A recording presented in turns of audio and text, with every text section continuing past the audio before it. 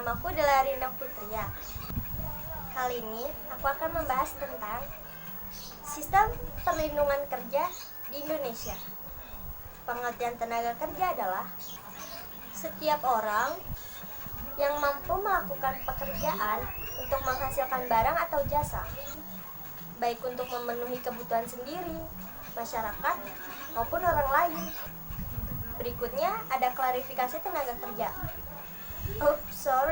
Maksudku klasifikasi. Kalian tahu nggak sih klasifikasi tenaga kerja itu apa? Klasifikasi tenaga kerja adalah pengelompokan antar ketenaga kerjaan yang sudah tersusun berdasarkan kriteria yang sudah ditentukan. Klasifikasi tenaga kerja juga dibagi menjadi 3 bagian. Bagian yang pertama adalah berdasarkan penduduknya. Yang kedua, berdasarkan batas kerja. Batas kerja juga dibedakan menjadi 2 bagian. Bagian yang pertama, angkatan kerja. Kalian tahu nggak sih angkatan kerja itu apa? Angkatan kerja adalah penduduk usia produktif yang berusia 16 sampai 64 tahun yang sudah mempunyai pekerjaan tetap tapi sementara tidak bekerja. Yang kedua, bukan angkatan kerja. Tahu nggak sih maksudnya apa? Bukan angkatan kerja adalah mereka yang berumur 10 tahun ke atas yang kegiatannya hanya bersekolah, mengurus rumah tangga, dan sebagainya. Kalian pasti tahu kan contohnya siapa? Ya, pelajar, mahasiswa, mahasiswi, dan ibu rumah tangga. Bagian ketiga dalam klasifikasi tenaga kerja, yaitu berdasarkan kualitasnya. Ada berapa macam juga? Yang pertama,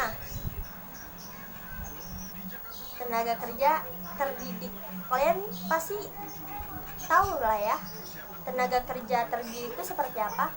Seperti guru, dosen, dokter, pengacara, dan lain-lain. Yang kedua adalah tenaga kerja terlatih. Yang kedua adalah tenaga kerja terlatih. Adalah tenaga kerja yang mempunyai keahlian di bidang tertentu. Yang ketiga adalah tenaga kerja yang tidak terlatih dan tidak pula terdidik. Adalah tenaga kerja yang kasar, yang hanya mengandalkan tenaga saja, seperti kuli, buruh angkut, pembantu rumah tangga, dan sebagainya. Sekarang kita lanjut tentang masalah ketenaga kerjaan. Setiap negara pasti memiliki masalah ketenaga kerjaan, termasuk pula Indonesia. Masalah berikut dibedakan menjadi 4 bagian.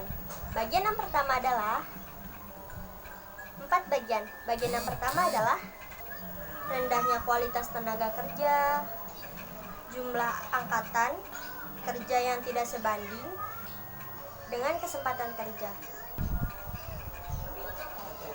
seperti banyaknya tuntutan pekerjaan tapi tidak tersedianya banyak lowongan pekerjaan. Itulah yang mengakibatkan pengangguran. Yang ketiga adalah persebaran tenaga kerja yang tidak merata. Yang terakhir dalam masalah ketenaga kerjaan adalah pengangguran. Nah, ini nih yang paling sering terjadi di negara manapun, termasuk Indonesia. Pengangguran juga salah satu masalah ketenaga kerjaan yang paling banyak dialami oleh sebuah negara. Pengangguran juga mengakibatkan kriminalitas. Semakin banyak pengangguran, semakin hancur negara itu, termasuk Indonesia. Terbatasnya lowongan pekerjaan menyebabkan pengangguran, berpikir pendek, dan tidak memikirkan hal yang lain, seperti mencuri untuk terbebas dari lilitan hutang, menafkahi keluarga dengan cara mencopet.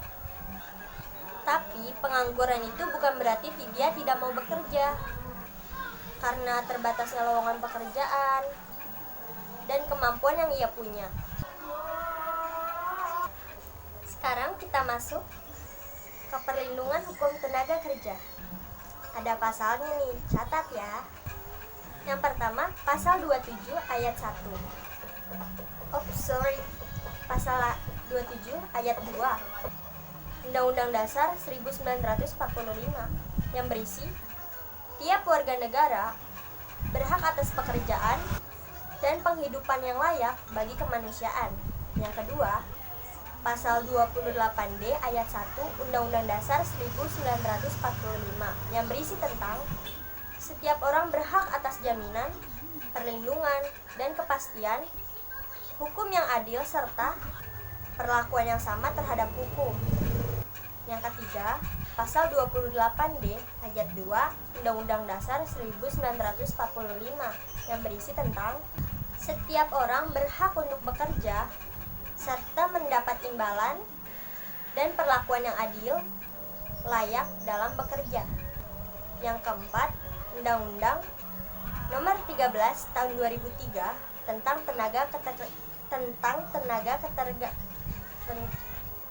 Undang-Undang yang keempat Undang-Undang Nomor 13 Tahun 2003 tentang Ketenagakerjaan. Yang kelima, Undang-Undang Nomor 2 Tahun 2004 tentang penyelesaian perselisihan hubungan industrial. Kita lanjut ke materi sebab-sebab diperlukannya perlindungan tenaga kerja. Apa sih sebab-sebabnya? Saya kira sebab-sebab mutlaknya diperlukannya perlindungan tenaga kerja sebagai berikut. Yang pertama, posisi tawar yang rendah. Maksudnya apa sih? Ini kan tenaga kerja, bukan proses jual beli. Gimana ya? Jadi, lemahnya kedudukan tenaga kerja dari segi ekonomi dan pendidikan menyebabkan rendahnya kualitas si pekerja. Itu yang pertama. Yang kedua, hubungan kerja yang tidak seimbang antara pengusaha dan pekerja atau buruh dalam pembuatan perjanjian semacam otoriter. Yang ketiga, pekerja atau buruh diperlakukan sebagai objek. Kalian tahu gak sih, objek yang bisa kita gunakan sesuka kita? Jangan dicontoh ya. Yang keempat, diskriminasi golongan atau semacam yang pintar-pintar, yang bodoh-bodoh. Kita tinggalkan itu. Kita akan berlanjut ke jenis-jenis perlindungan tenaga kerja. Secara teoritis dikenal ada 3 perlindungan tenaga kerja. Yang pertama, perlindungan sosial. Yang kedua, perlindungan teknis. Yang ketiga, perlindungan ekonomis. Perlindungan ekonomis pun dibagi menjadi 3 bagian. Maksudku 4. 1. Jaminan keselamatan kerja. 2. Jaminan kematian. 3. Jaminan hari tua. Dan 4. Jaminan pemeliharaan kesehatan. Mungkin itu aja yang dapat aku sampaikan. Aku tahu banyak sekali kesalahan dalam video ini, terutama pada suara. Yang mau gimana lagi, aku hidup bertetangga. Cukup sampai sini videoku. Dan semoga kalian diberi kesehatan selalu. Tetap stay di rumah untuk memutus mata rantai penyebaran COVID-19. Walaupun kita akan menjalankan new normal, tetap saja memelihara kesehatan dengan baik adalah tujuan utama. Sampai di sini, jika ada yang kurang dan ada yang lebih, mohon dimaafkan. Sampai jumpa di video selanjutnya. Assalamualaikum. Sampai jumpa di video berikutnya. Wassalamualaikum warahmatullahi wabarakatuh.